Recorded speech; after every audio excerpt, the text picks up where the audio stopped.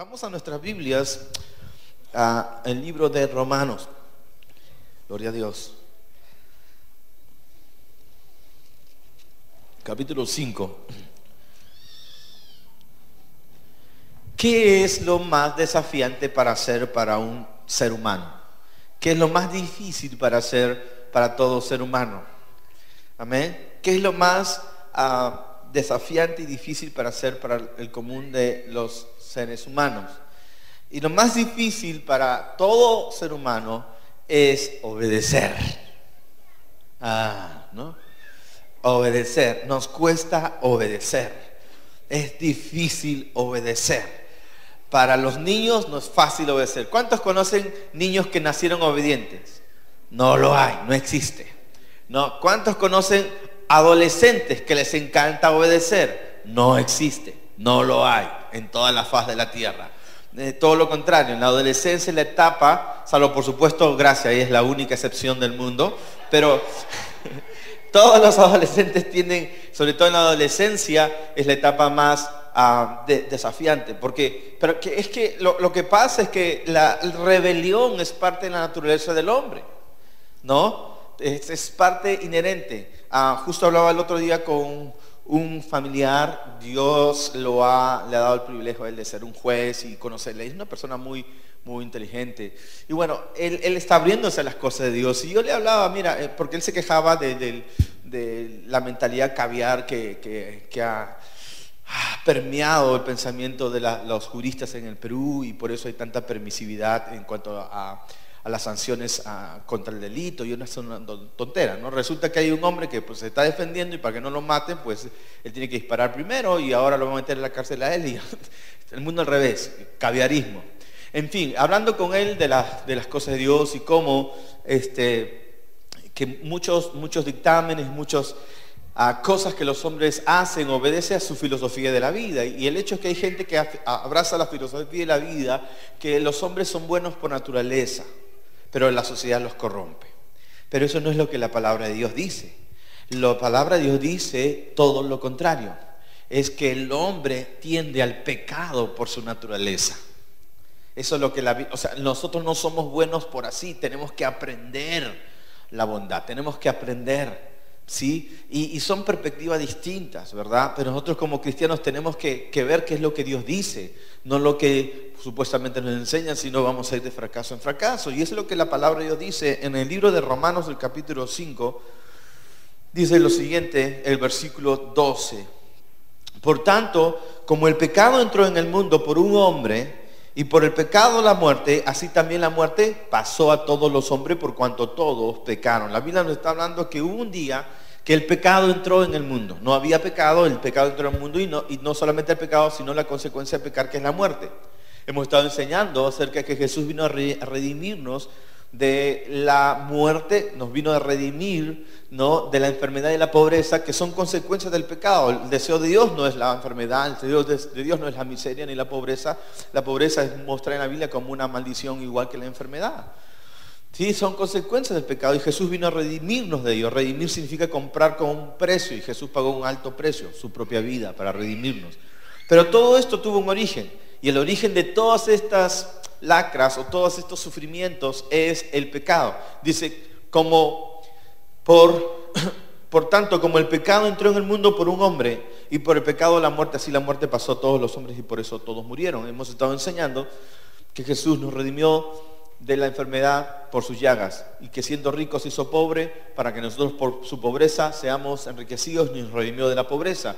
Y hemos visto que también muerte significa estar separados de Dios, y Jesús murió físicamente, pero también fue separado del Padre en un breve instante cuando él clamó: Dios mío, ¿por qué me has abandonado? Y eso lo expusimos la semana pasada. O sea, para cada acto redentor, Jesús, para cada necesidad del hombre, Dios tuvo en Jesús un acto redentor. ¿Me entiende? Cada una de las cosas. Ahora, si el problema del hombre es la desobediencia o el pecado, ¿qué es lo que hizo Jesús para redimirnos restaurarnos, ¿sí?, de la desobediencia, de la rebelión? La Biblia nos está hablando aquí de un tipo de pecado que entró en el mundo. ¿Cuál es ese pecado? Verso 19 dice: Porque así como por la desobediencia de un hombre, Adán, los muchos fueron constituidos pecadores, también por la obediencia de uno, los muchos serán constituidos justos.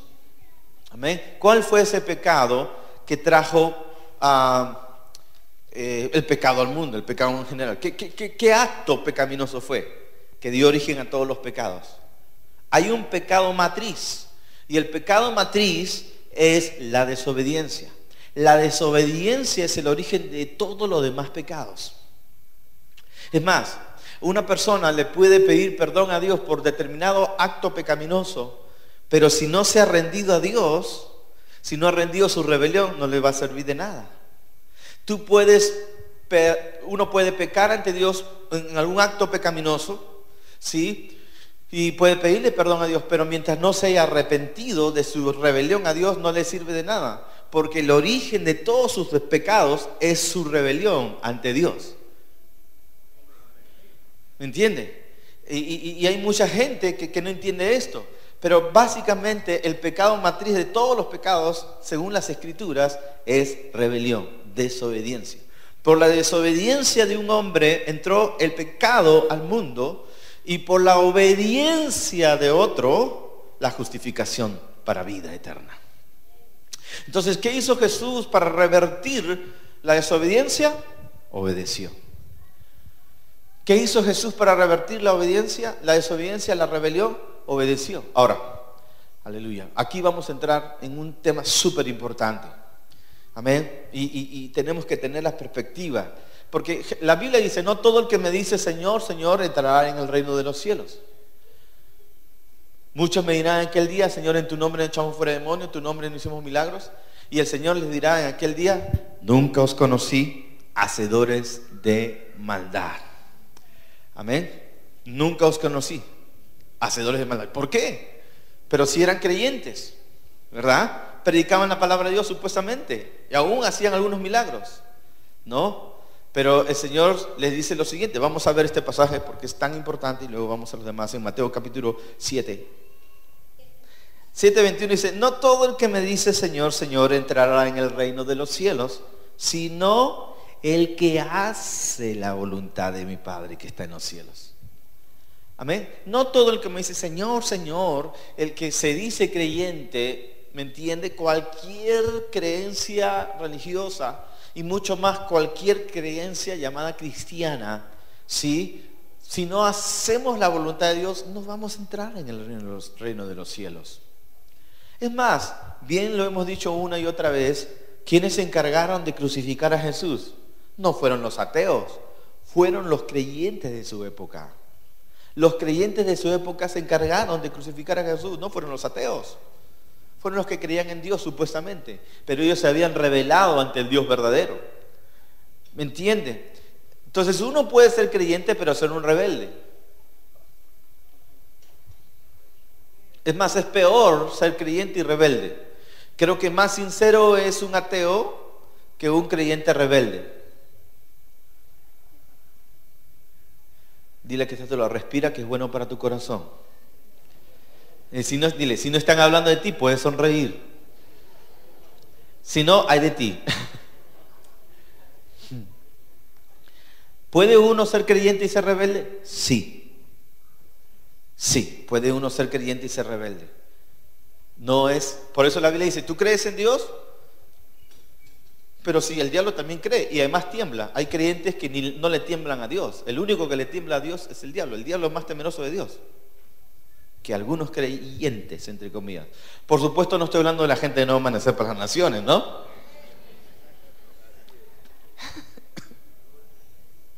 ¿Qué está pasando?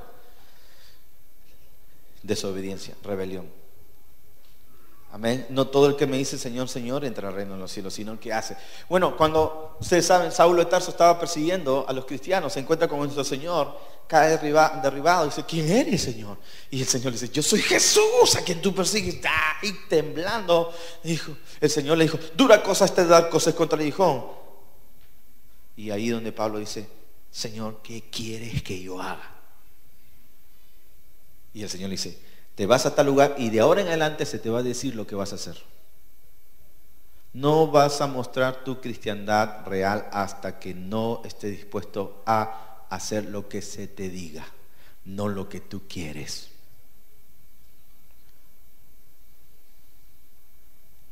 Amén. Se te dirá lo que debes de hacer. No, yo quiero esto. No, Dios dice que haces. No, pero a mí me gusta esto. No, yo te quiero aquí, aquí. Rebelión. Se te dirá lo que debes de hacer. ¿Saulo era sincero? Sí, era sincero. Estaba sinceramente equivocado. O sea, tu sinceridad, ¿me entiendes? No basta. Lo que Dios quiere es tu obediencia. Ahora, realmente para nosotros no debería ser muy complicado obedecer, porque obedecemos a Dios. Y Dios es perfecto. Pero si para nosotros suele ser complicado obedecer, ¿cómo debe ser para Jesús? Quiero que piense esto. Amén. Cuando Dios vio la situación terrible de la humanidad, ¿verdad? Caótica por su rebelión, ¿sí? Dios en su amor quiso solucionar esto. Entonces envió a Jesús para que por sus llagas podamos ser curados. Envió a Jesús para que por su pobreza podamos ser enriquecidos. Envió a Jesús para que muera por nuestro lugar, para librarnos de la muerte eterna, y Él sufrió la separación por un breve momento de su Padre. Envió a Jesús a morir por nosotros, pero sobre todo envió a Jesús para revertir la causa original de todo esto, porque todo lo que he mencionado son consecuencias de algo original. Y lo original no es la enfermedad, es consecuencia. Lo original no es la pobreza, es la consecuencia. Lo original ni siquiera es la muerte espiritual, es la consecuencia. Lo original es la desobediencia. La desobediencia es la madre de todas las calamidades. Entonces, ¿cómo Jesús iba a revertir ello? No había otra manera que obedeciendo. Digan conmigo, obedeciendo. Ahora digan con gozo, obedeciendo.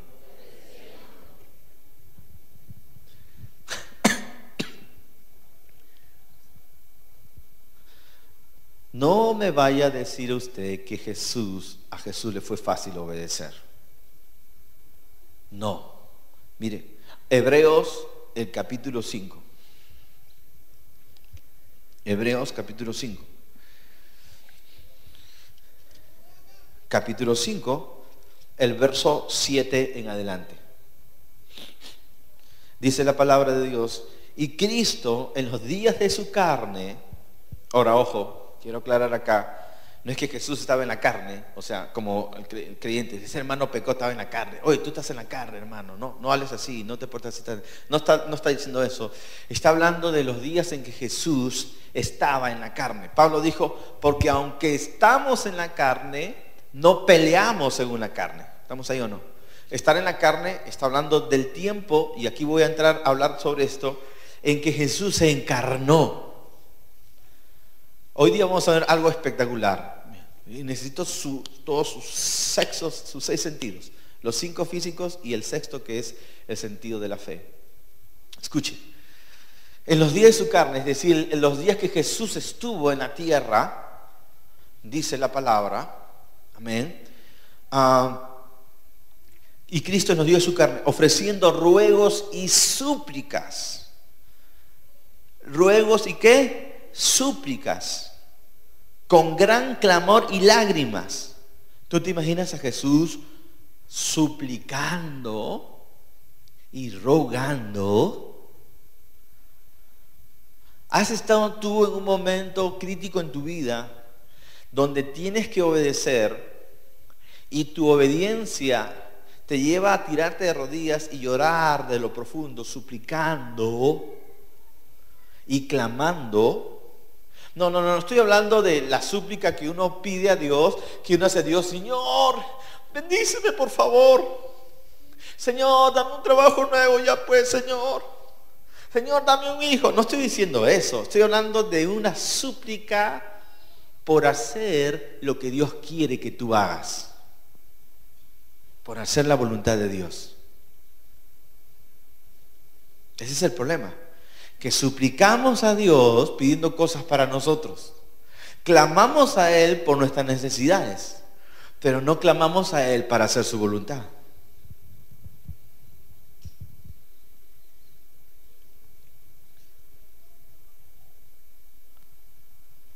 Y Jesús en los días de su carne, dice, ofreciendo ruegos y súplicas con gran clamor y lágrimas al que le podía librar de la muerte, fue oído a causa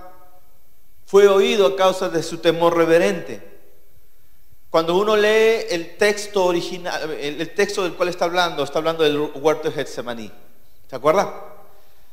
Y ahí en el huerto de Getsemaní Jesús dice, Dios mío, si tú puedes, pasa de mí esta copa, pero no lo que yo quiero, sino lo que tú quieras. Dios mío, si tú puedes, quita de mí esta copa, pero no lo que yo quiero, sino lo que tú quieres. Y eso lo hizo por 3 veces. Y tanto fue la tensión que dice que sus sudor, su transpiración o sus lágrimas fueron como gotas de sangre. ¿Cuántos hemos derramado gotas de sangre para hacer la voluntad de Dios? ¿Lágrima de cocodrilo? Puede ser. Con gran clamor y lágrimas al que le podía librar de la muerte. Sí, señores, obedecer no es fácil. Desobedecer sí es fácil. Honestamente, ¿cuánto nos encanta desobedecer? Amén. El que esté libre de culpa, tire la primera Biblia. Generación rebeldes, ¿no? Ahora, ¿por qué Jesús está haciendo un gran clamor? ¿Por qué era tan difícil? Escucha. Jesús no tenía tendencia al pecado, porque el padre de Jesús no era José. El padre de Jesús era Dios mismo. El Espíritu Santo vino sobre María y el ser que fue engendrado era del Espíritu Santo, o sea que el padre de Jesús no era un común mortal, era Dios mismo. Venía por Eva porque una mujer tenía que ser portadora del Salvador. María, perdón, gracias mi amor. Una mujer tenía que ser portadora para que sea ser humano. Pero el ser que estaba dentro de Jesús no era humano. El ser que estaba en Jesús, en el cuerpo de Jesús, era divino. Ahora, escuche esto. Estamos hablando no de un ser humano común y corriente aprendiendo a obedecer. Estamos hablando de un hijo del Dios viviente, divino en naturaleza, aprendiendo a obedecer.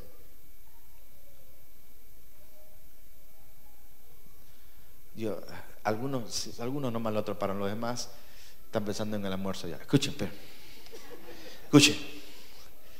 por favor, que Dios te dé luz.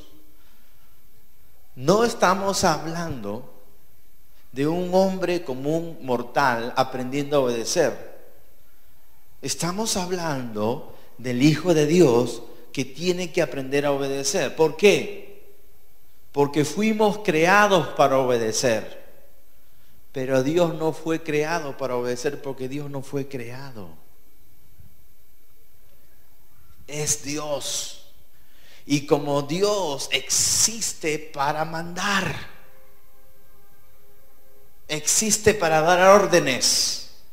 Él es Dios. Y como Dios hace lo que le da su santa y reverenda gana, ahí sí se aplica eso. Porque es Dios. Dios ordena. Pero Dios obedeciendo. ¿Cómo es esto? ¿Y por qué? ¿Por qué Dios tiene que obedecer? Juan capítulo 1. Juan capítulo 1, por favor, en nuestras Biblias. Gloria a Dios.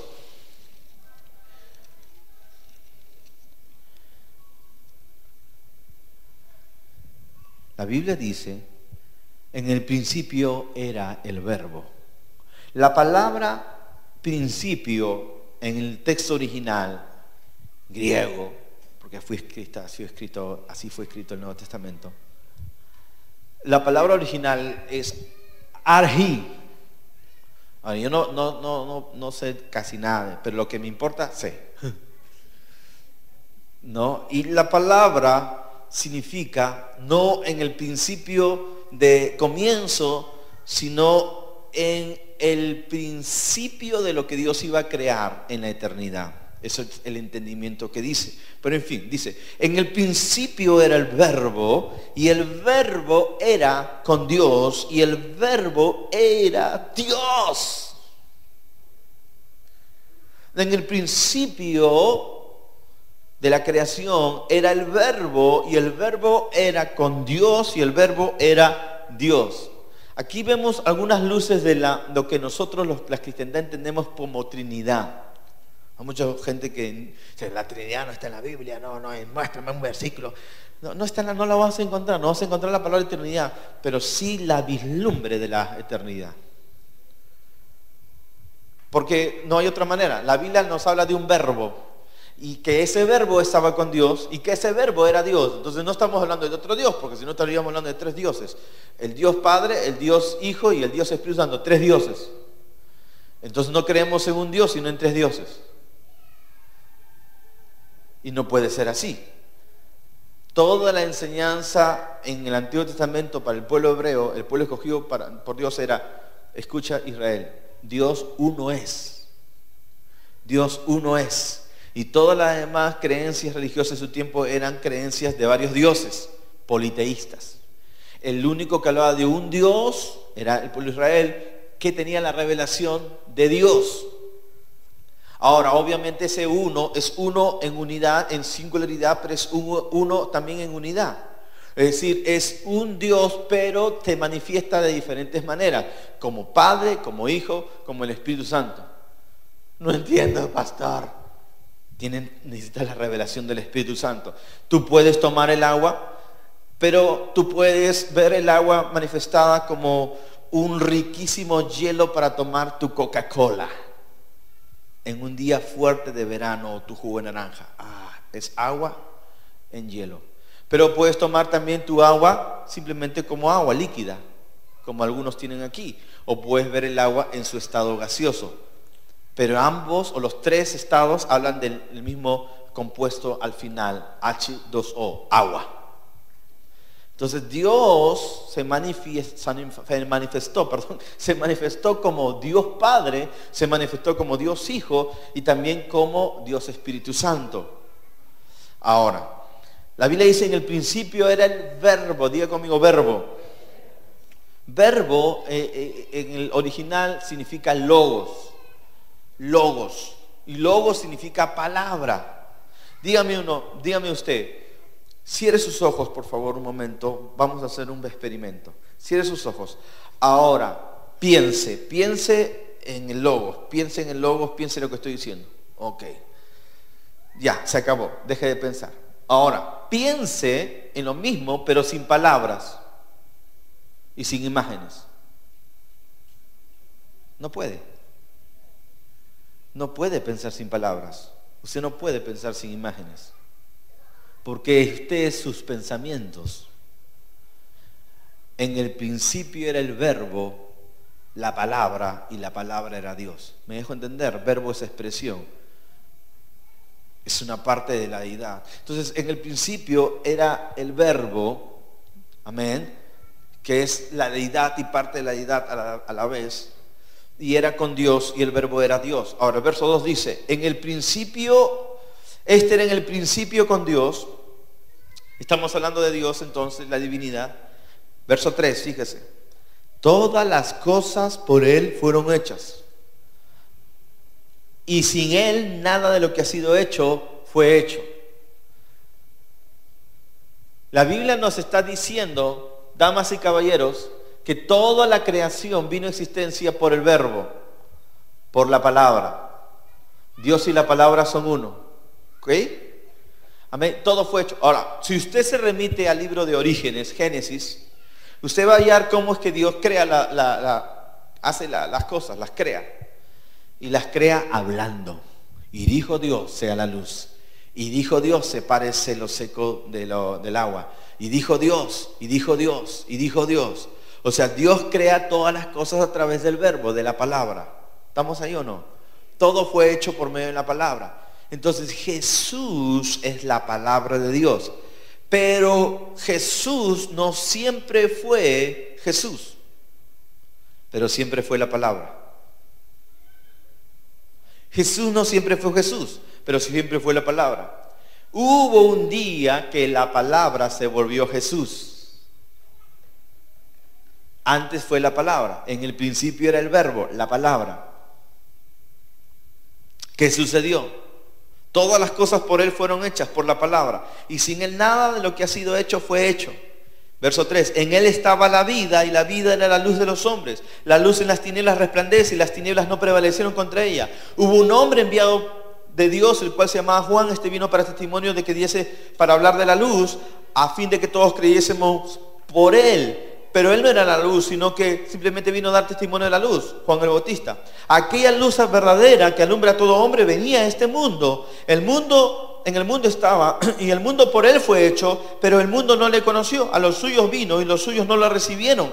Mas a todos los que le recibieron, a los que creen en su nombre, les dio potestad de ser hechos hijos de Dios, los cuales no son engendrados de sangre, ni de voluntad de carne, ni de voluntad de varón, sino de Dios. Verso 14, y aquel verbo fue hecho carne. Y vamos todos repitan por favor, iglesia. Dice, y aquel verbo fue hecho carne, fuerte. Aquel verbo fue hecho carne y habitó entre nosotros, dice. Y vimos su gloria, gloria como del unigénito del Padre, no hay otro más, es el unigénito lleno de gracia y de verdad. Entonces la Biblia dice que un día el verbo se hizo carne, es decir, es donde nació Jesús.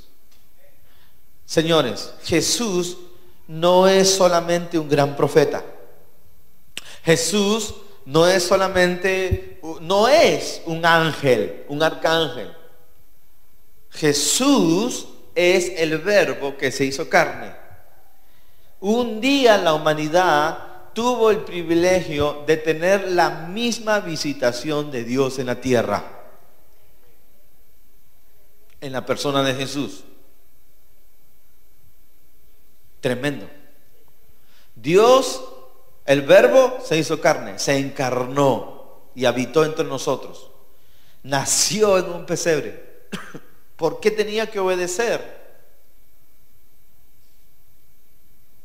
Dios se tuvo que hacer hombre para enseñar a los hombres lo que no saben hacer: obedecer. Ahora, para Él fue más difícil, porque Él nunca tuvo que obedecer, porque era Dios. Si Dios pudo obedecer, ¿cuánto más nosotros?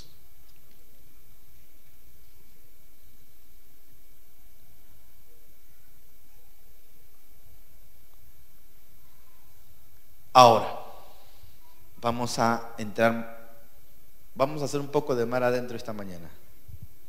Vamos mar adentro. Jesús no tenía una naturaleza inclinada al pecado. Hemos dicho que los hombres sin Dios tienen una naturaleza inclinada al pecado. Amén. Como Jesús no tenía una naturaleza inclinada al pecado porque es hijo de Dios, Él siempre desea hacer el bien por la naturaleza que tenía. Pero Él se hizo hombre. Pero aún como hombre no tenía una inclinación natural al pecado, porque fue concebido sin pecado. Escuche esto. Significa que Jesús no era un hombre que se volvió Dios. Es un Dios que se volvió hombre. no es un hombre que actuaba como Dios, es un Dios que actuaba como hombre. Entonces, si Él no era un hombre que actuaba como Dios, sino un Dios que actuaba como hombre, entonces las tentaciones que enfrentaba Jesús no eran tentaciones como un hombre. O sea, es decir, lo más duro para Jesús no fue enfrentar una tentación de la bajeza de un hombre, sino enfrentar una tentación como hijo de Dios. Porque él no tenía inclinación al pecado. El diablo no podía tentarle a él como una tentación común y corriente que le tienta a un hombre. Mira esa mujer, never in the life, manancancho. Jesús no iba a reaccionar. ¿Por qué? No tenía inclinación al pecado. Entonces, ¿cómo fue tentado Jesús? Jesús fue tentado cuando el diablo le dijo: si tú eres hijo de Dios, haz esto. Si tú eres hijo de Dios, haz esto.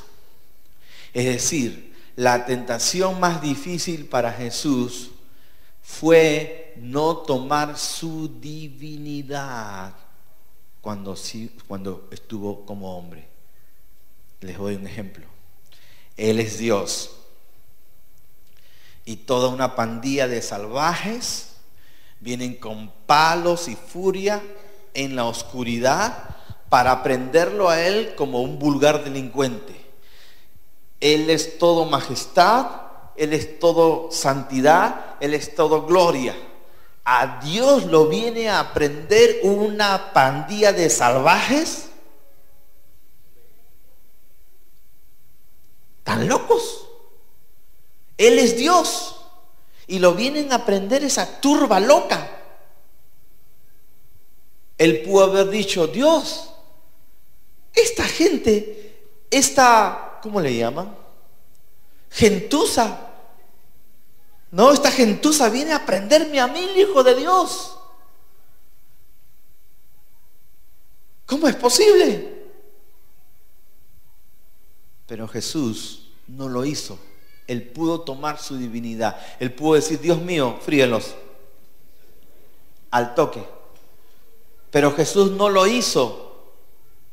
¿Me entiendes? Por eso Jesús le dijo: mi Padre es Dios.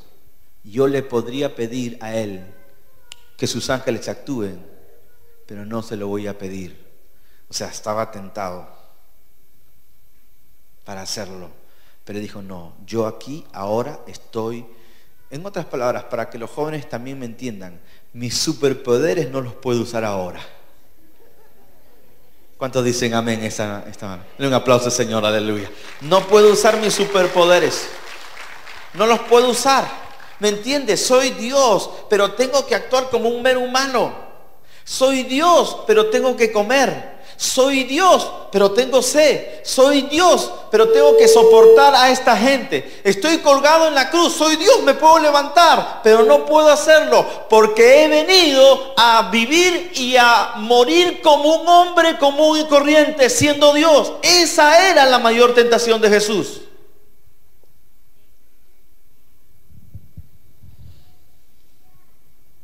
Si tú eres hijo de Dios, ¿por qué no conviertes estas piedras en pan? Mira que estás con hambre. Tú nunca has sentido hambre. Tú no sabes lo que es hambre. Pero ahora que te has humanizado, tienes hambre. ¿Pero por qué tienes que tener hambre si tú eres el Hijo de Dios? Tremenda tentación. Para todos nosotros, los hambrientos seres humanos, es normal tener hambre. ¿Me dejó entender o no? Pero Dios nunca tuvo hambre. Él no sabe lo que es tener, no sabía lo que era tener hambre. No, o sea, una cosa, ¿me entiendes? Es siendo Dios, tener hambre. Para él era muy fácil. Piedra, conviértete en un lomo saltado. Fue una tentación usar sus superpoderes. Pero él dijo lo siguiente: no solo de pan vivirá el hombre, sino de lo que sale de la boca de Dios. En otras palabras, no he venido a actuar como Dios, sino como hombre. Como hombre. Estoy aquí como hombre, no como Dios. Voy a entregar mi vida como hombre. Tengo que obedecer como hombre. Tengo que padecer lo que nunca he padecido como hombre. En otras palabras, no hay mortal que pueda decirle a Dios: Dios, tú no sabes lo que es hambre, tú no sabes lo que es soledad, tú no sabes lo que es pobreza, tú no sabes lo que es traición, tú no sabes lo que es frío, tú no sabes lo que es desnudez, tú no sabes. No, Él sí sabe, porque Dios se hizo hombre. Denle un aplauso al Señor en esta hora. Siendo Dios. Ahora, una cosa es que nosotros lo hagamos porque somos pecadores. ¿Me entiende? Creados. Pero otra cosa es que la dignidad, la realeza, la gloria de la santidad, Dios mismo lo haga por amor.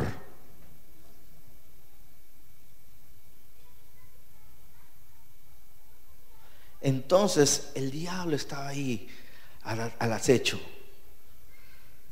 Haz algo.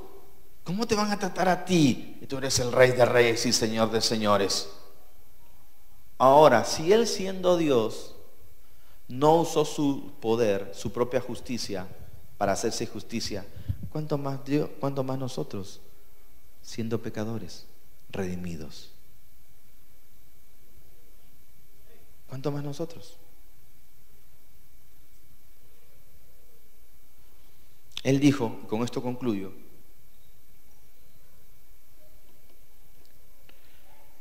yo no hago nada de mi propia cuenta. Todo lo que veo hacer al Padre, eso hago. No hago nada de mi propia cuenta. Todo lo que veo hacer al Padre, eso hago. Jesús: no hago nada de mi propia cuenta, siendo Dios hecho hombre. Juan capítulo 4, Juan capítulo 5. Léalo. Yo no hago nada de mi propia cuenta. Nada. Lo que veo hacer el Padre, eso hago. Mi comida, mi bebida es hacer la voluntad del que me envió. ¿A qué vino Jesús? A enseñarnos obediencia. A enseñarnos obediencia. Aquí no hago las cosas como yo quiero, sino como me es ordenado. En otras palabras, vengo a establecer el orden en la tierra. Si el mismo Señor, porque uno puede decir: oye, tú eres el Hijo de Dios, tú puedes hacer lo que quieres, Señor, ya. No, ni yo. Yo no hago nada de mi propia cuenta. Lo que veo hacer el Padre, eso hago. Si tú eres hijo de Dios, toma el reino, toma los reinos de este mundo, te los doy, le dijo el diablo. ¿Cómo se atrevió ese diablo a ofrecerle a Jesús los reinos del mundo? ¿Cómo se atrevió? Porque el diablo legítimamente había usurpado los reinos del mundo por la traición de Adán, se le habían sido otorgados. Porque la Biblia dice que el Dios de este mundo, en minúscula, es el diablo. Entonces el diablo, que ahora tenía la legítima autoría, o mejor dicho, potestad sobre la creación, dijo: te lo doy, vamos a hacer juntos, haremos maravillas, Jesús. El diablo loco. Ahora, Jesús era el heredero legítimo a todo el poderío, porque Él es el Hijo de Dios. Pero no era el tiempo de tomar el poder. Antes tenía que ir a la cruz del Calvario. En otras palabras, tú puedes tener un destino de dominio, de autoridad, pero no puedes tomarlo hasta el tiempo asignado por Dios. Antes es rebelión.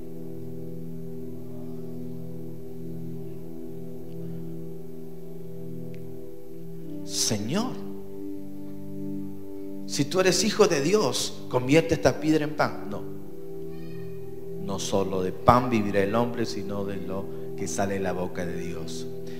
Tú puedes hacer maravillas en el nombre del Señor, pero tienes que esperar la palabra de Dios. Si no esperas la palabra de Dios, es rebelión. Si tú eres hijo de Dios, súbete a este pináculo y lánzate. Vas a ver que los ángeles de Dios vendrán sobre ti. Sí, Puedo hacer cosas tremendas por Dios, pero si Él no me ha dicho que lo haga, no lo haré. No puedes hacer algo que es la voluntad de Dios antes del tiempo de Dios. No puedes hacer algo que Dios no te ha dirigido, solamente puedes hacer algo que Dios te ha dirigido a hacer, porque lo que Dios quiere es obediencia de tu vida. Señor, pero yo puedo sacrificarme. Si el sacrificio es por una obediencia, vale, pero si el sacrificio es por tu propia voluntad, sin que Dios te haya dirigido, ese sacrificio no vale de nada. Cuando Jesús estaba ahí en el huerto de Getsemaní, diciendo, Señor, si es tu voluntad, Señor, quita de mí esta copa, lo que Jesús estaba diciendo es, a mí lo que me importa es hacer la voluntad de mi Padre. Si tu voluntad y el sacrificio coinciden, lo hago, pero si hay sacrificio y no está la voluntad de Dios, no me vale la pena, no lo voy a hacer. El sacrificio es parte de la obediencia, y la obediencia no es parte del sacrificio. A veces parte de la obediencia, el mandato implica que tengas que sacrificar algo, pero no es el sacrificio lo que vale, sino tu obediencia lo que vale. No puedes cambiar con sacrificio lo que pierdes por desobediencia.